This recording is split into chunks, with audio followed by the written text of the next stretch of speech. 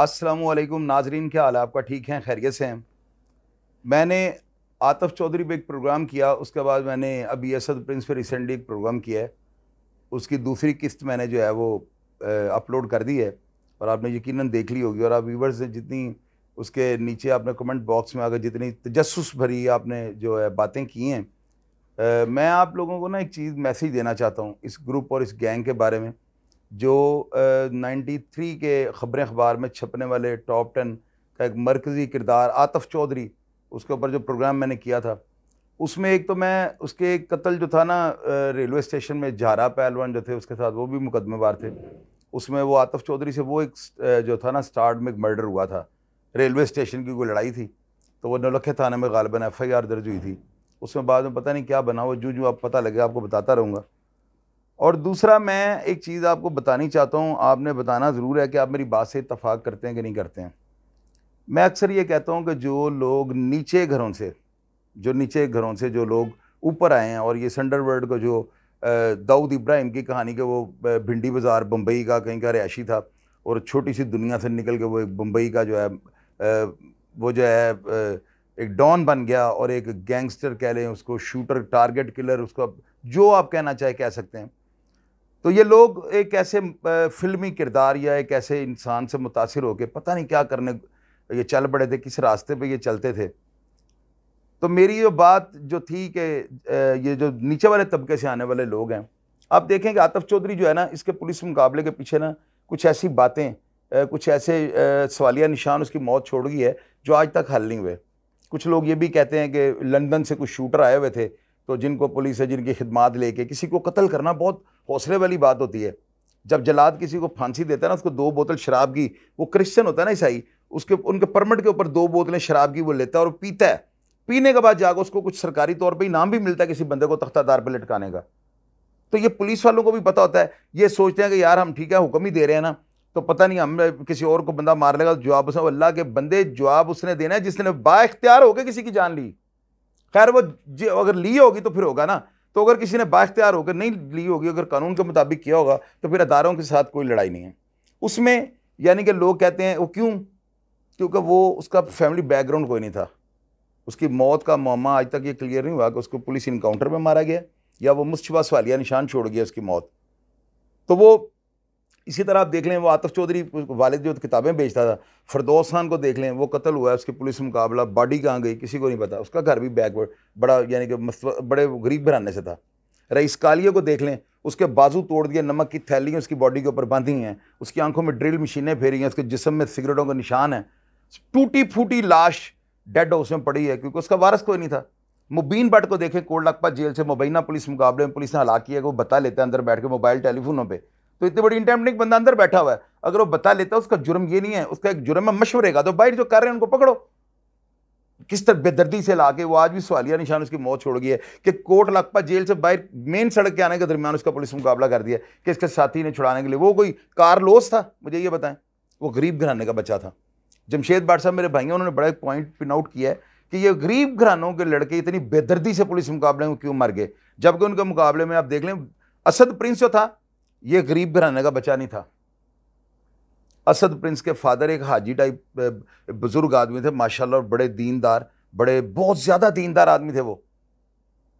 और एक इंसिडेंट ये भी है, हमारे पाकिस्तान में ज्यादातर जो वालिदैन ज्यादा वो मजहबी घरानों से हैं, तो उनके बच्चे जो है ना, पता नहीं उनको किसकी नजर लग गई। ये मेरे तजर्बे के अंदर ये बातें, हाफिज नूर साहब के वालिद वो इमामत करवाते थे मस्जिद में। ये बातें कोई बंदा नहीं है इसमें से बातें आपको कहेगा कि मैंने गलत बातें की हैं।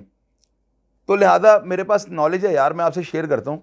एक लतीफ़ा आपको सुनाता हूँ। मुझे कमेंट बॉक्स में किसी ने पूछा कि आपको कैसे इन बातों का भाम हो जाता है कि ऐसे होने वाला है। एक था कोई बंदा, वो ना दमशम करता था, उसके बारे में मशहूर था कि इसको अलाम होता है। वो मेरे जैसा उठ के जाता है, उसको कहता है कि आपको अलाम होता है? वो कहता है जी होता है। साबित करें। वो कहता है ये कौवा भी दरख्त से उड़ेगा और ये दीवार पे आके बैठेगा, कौवा बैठ जाता है। वो कहता है ये आपको तो इल्हाम होता है। मुझे हो सकता है। कहता है तुम्हें भी हो सकता है, बातनी तौर पे, ज़ाहरी तौर पे नहा लो, तुम्हें भी होगा इल्हाम। वो जाता है, साबुन पूरा खत्म करके मौलवी साहब के पास आ जाता है। कहता है मैंने सोचा कुछ भी नहीं हुआ, मुझे तो इल्हाम नहीं होता, मुझे इल्हाम नहीं होता, मुझे इल्हाम नहीं होता। तो मैं क्या, मेरा मतलब मैं इसका हल निकालूं? वो कहता तुम ज़ाहरी और बातनी सही नहीं नहाए, आओ तो मैं नहलाता हूँ। वो वॉशरूम खोलता है, उसको अंदर ले जाता है, कपड़े उतारो, वो उतारता है, उसे नहलाना शुरू कर देता है, और नहलाते नहलाते साबुन छोड़ता है, उसे कहते हैं ये पकड़ो साबुन नीचे से। वो घूम के कहता है मेरे साथ कुछ करने तो नहीं लगे। बंदे को यार होता है, अल्हाम होना शुरू हो जाता है। ये जो अल्हाम का लफ्ज़ है ना, ये थर्ड डिग्री की जो है ना, ये पेशन गोई होती है कि एक बंदा आपको कबल अज़ वक्त बताता है कि ऐसे हो जाएगा। तो मैं ये नहीं कहता अल्लाह ताला आपको अपने हिफ्ज़ मान में रखे, मेरी सिर्फ मस्बत सोच होती है यार। मैं आप लोगों का कोई खुदा न खास्ता कोई ज़र खरीद गुलाम तो नहीं हूं। मैं आपकी मोहब्बत के आगे झुक जाता हूं यार, टाइम निकालता हूं, जैसे मर्जी हो मैं टाइम निकालता हूं, और मैं आपके लिए वीलॉग तैयार कर देता हूं। मेरे प्रोग्राम्स अगर आपको पसंद नहीं आते तो यार डिसलाइक करें, और ये वजह मुझे बताएं आप क्यों नहीं पसंद करते, जबकि इतनी तेजी से मुझे सब्सक्राइब किया जा रहा है, मेरे फॉलोअर्स बढ़ रहे हैं, आप मोहब्बत करने वालों की तादाद लामतना ही होती जा रही है। और ये मेरे लिए तमगा जुर्रत से कम नहीं। तमाम जो बैरून मुल्क पाकिस्तानी जो हैं ओवरसीज जो मेरे साथ राब्ते में, मैं इन सब का शुक्रिया अदा करता हूं।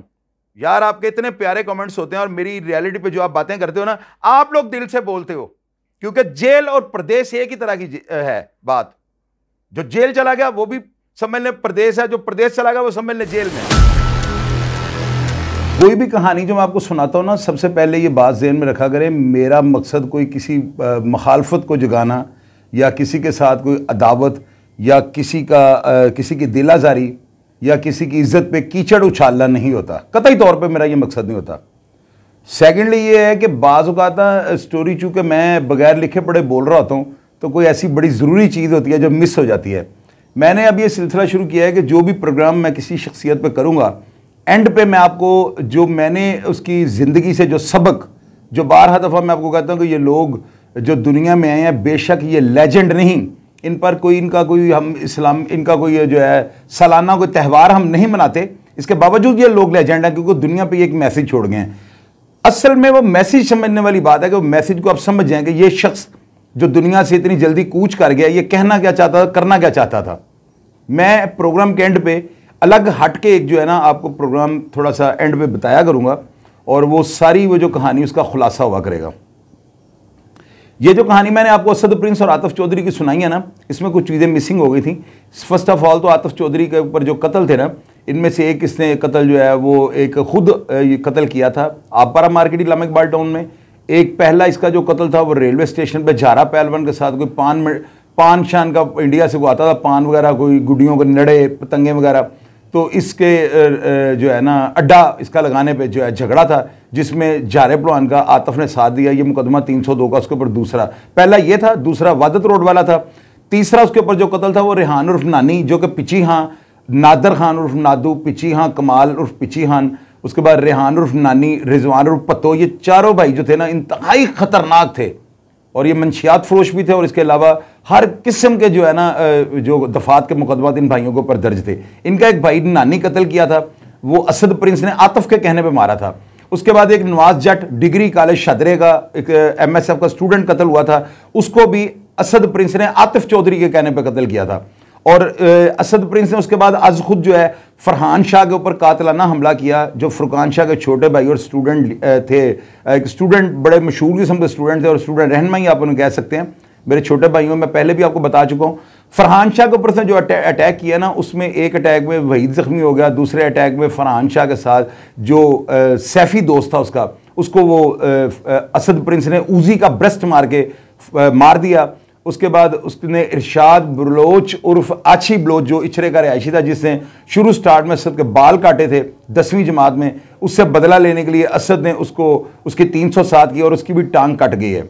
उसके बाद जो है असद प्रिंस ने पप्पू तेली पे फायरिंग की, और इस तरह काफ़ी सारे मामला चलते रहे। जब असद प्रिंस लैंग्वेज सेंटर पे पैसे वापस लेने जाता है, जिसको कि आप भत्ता भी कह सकते हैं और ज़बरदस्ती गन पॉइंट पर पैसे वापस लेना भी कह सकते हैं, उस पर पैसे लेने के लिए जाने पर असद प्रिंस को लैंग्वेज सेंटर के अंदर, उसकी हदूद के अंदर, वो बारीक सी गली थी, उस गली में आबद बॉक्सर साहब ने उसको कत्ल कर दिया, उसका पुलिस मुकाबला कर दिया, उसी लैंग्वेज सेंटर के प्रिंसिपल से बदला लेने के लिए कि तुमने मेरे छोटे भाई असद प्रिंस को कत्ल करवाया है। आतिफ चौधरी ने उस प्रिंसिपल पर अटैक किया, और वहां पर ड्यूटी पर बरजमान एक कांस्टेबल को आतिफ चौधरी ने शहीद कर दिया, क्योंकि वर्दी में था तो जो बंदा वर्दी में है उसको शहीद ही कहूंगा, वरना अगर वो वैसे सिविल कपड़ों में कत्ल हुआ होता तो मैंने इसको कभी शहीद नहीं कहना था। ये बात आप नोट किया करें।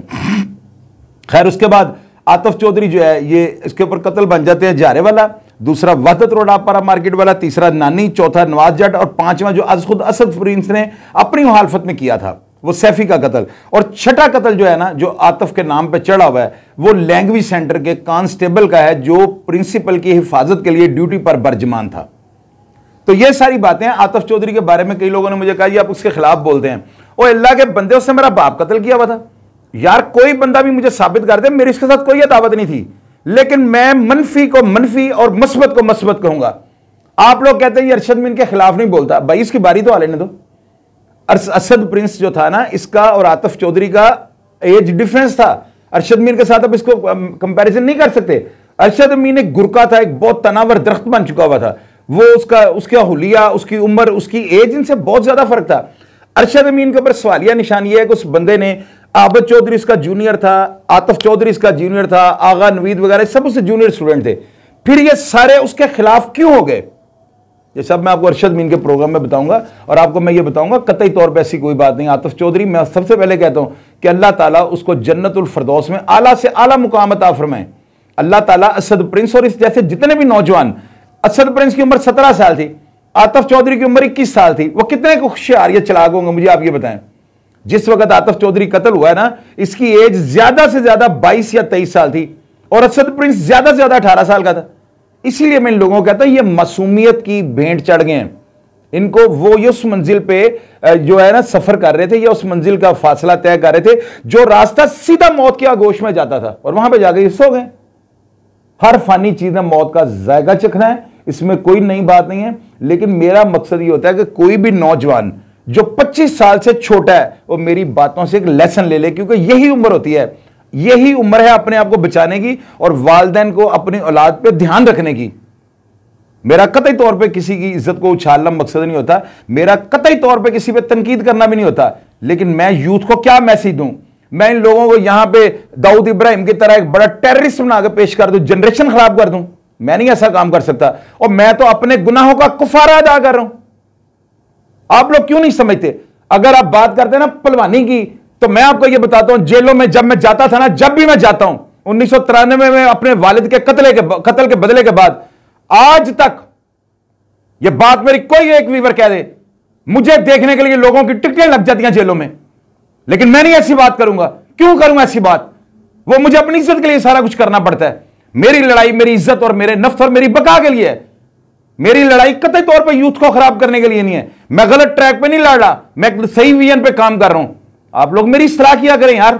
तनकीद वाले मैसेज कर देते हैं आप आतिफ चौधरी के खिलाफ बोलते हैं, और भाई मैं किसी के भी खिलाफ नहीं बोलता, मैं तो अपने खिलाफ बोल रहा हूं। मैं अपने भाई के खिलाफ बोलता हूं, मैं अपनी जिंदगी के जो बैड, मेरा जो ब्लैक, मेरा जो डार्कनेस, जो मेरा दौर था, मैं उसके खिलाफ बोलता हूं। और मैं चाहता हूं आपकी सलाह हो जाए, मेरी बात को समझा करें, सुना करें, और प्लीज खुदारा मुझे तनकीद ना किया करें यार। मेरे अंदर बर्दाश्त नहीं है, बर्दाश्त है लेकिन कोई जायज बात की आप अजीब सा मैसेज कर देते हो कि जी आप आतिफ चौधरी के खिलाफ बोलते हो, अरशद मीन, साजिद चौधरी वगैरह आपके भाइयां नहीं बोलते हो, और भाई इसकी बारी आ लेने तो फिर देखिएगा आप, फिर आप मेरे ऊपर उंगली उठाइएगा। असद प्रिंस एक मासूम बच्चा था। असद प्रिंस इंतहाई जीनियस, बाइखलाक, गरीबों से मोहब्बत करने वाला, उसके काफी सारे लड़ाई झगड़े हैं, मैं गवाह हूं। लेकिन क्या मैं 100 किस्तों को उसके ऊपर प्रोग्राम कर दूं?